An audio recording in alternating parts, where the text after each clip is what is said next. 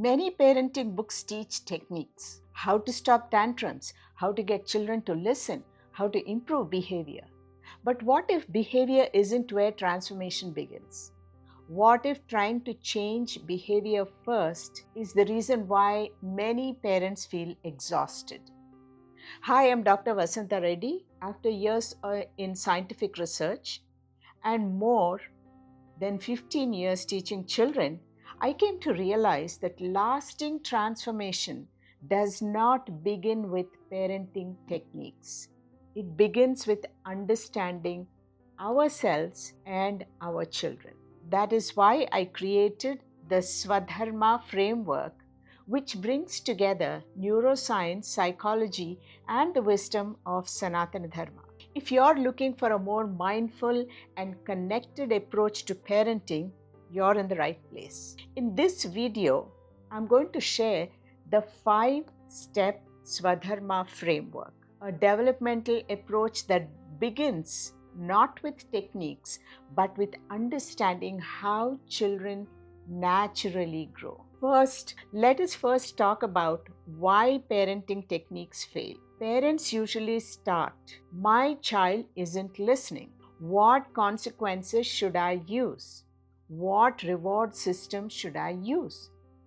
But behavior is often the last thing we should be seeing, because underneath behavior lies the nervous system state of both the parent and the child, the emotional connection, the temperament of the child, developmental readiness of the child, and the child's unique nature. Trying to change behavior without understanding these layers is like trimming the leaves while ignoring the roots. The first step in Svadharma Framework is self-regulation. When I say self-regulation, parents often think, "Oh, I have to help my child regulate himself."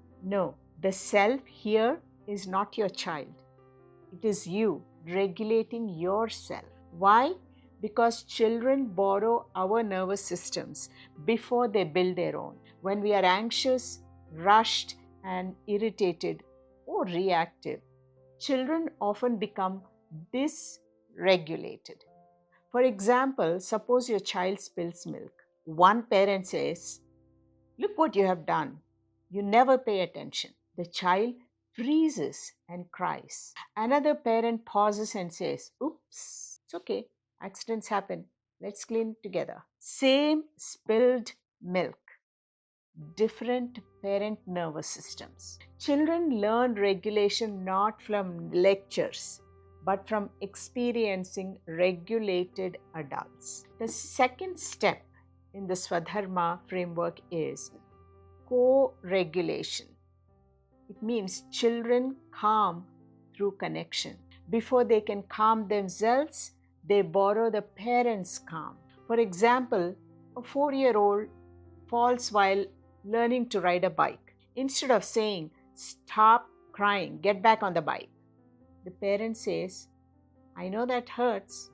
I'm right here, try again." Within minutes, the child gets back on the bike. Connection restores courage in the child. This is co-regulation. The third step is observation. This is where many parents skip ahead.